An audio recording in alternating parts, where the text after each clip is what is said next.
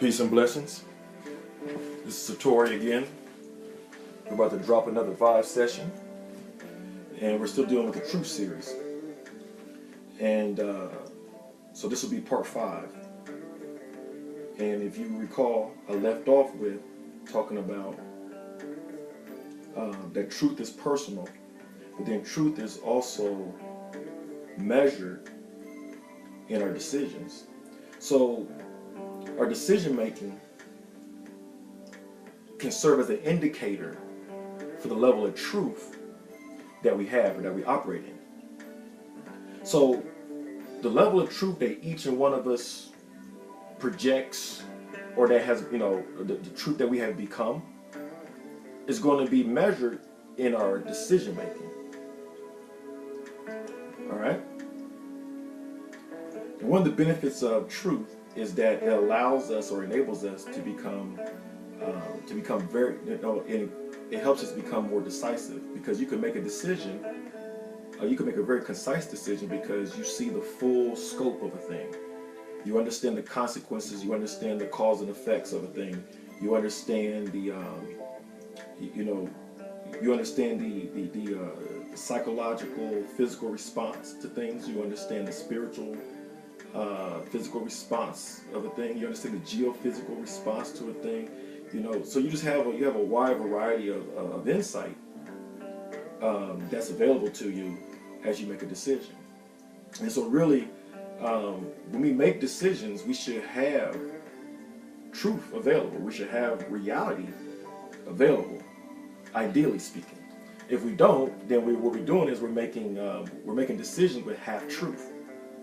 If we don't have reality available in our truth, in our decision making, that means we're making decisions with half truth. All right. Indecisiveness is a result from truth being absent. Indecisiveness is a result from truth being absent. And also, indecisions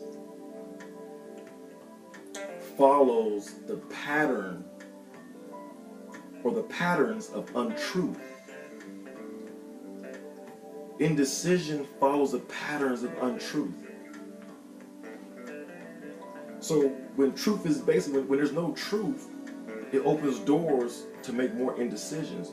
So we can gauge, so individuals that make a lot of indecisions, that's an indication that they lack truth. It's just that simple. People that make more sound decisions, they have a truth available to them, or they're operating some type of degree of truth. Somewhere down the line, they see the full scope.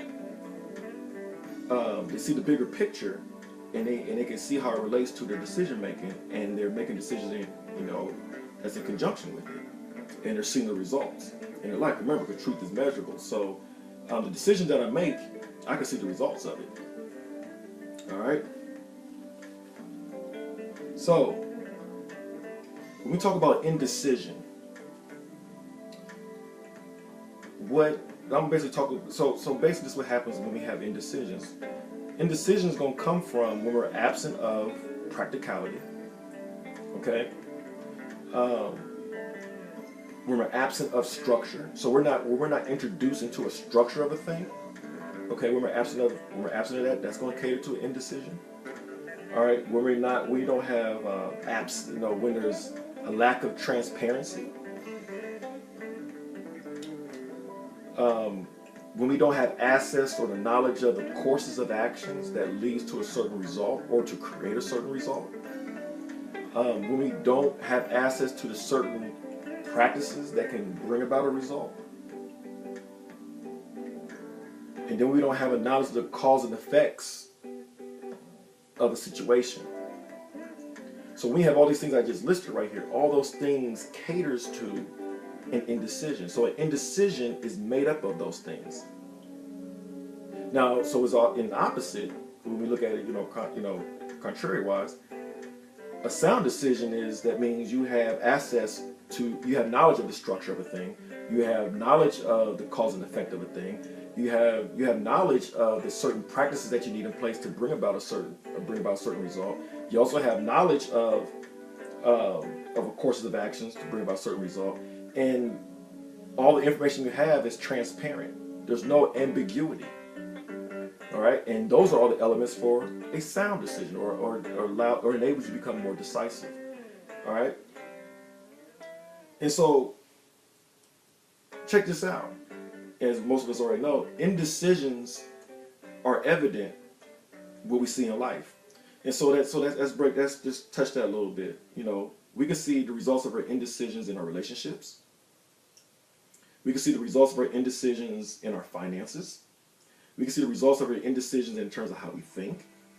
We can see the results of our indecisions in our associations. So what I'm talking about is the people we associate with. That reflects your indecision. It also, your indecisions, well, it actually applies to your decisions and indecisions, okay? But also your indecisions also is evident in the environments that you attract to. Okay, and your indecisions is also evident in the presence that you carry. You know, the aura. You know, the energy that you exude, the energy that you project. Those are different areas. Those are different things right there that can give evidence. So how do you know if someone's making an indecision? Well, let's make it real simple. Any decision that we make that removes us from the spirit of love, that's an indecision. All right.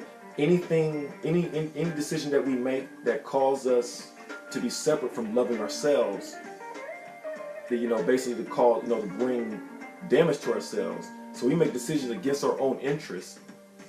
That's a bad decision. And also, anytime we make a decision that's not able to benefit the well-being of somebody else. So if we're making decisions and it's not going to benefit the well-being of somebody else, that's going to influence or impact, that's a bad decision. So if we're making decisions that's not going to benefit us or benefit our well-being, that's a bad decision.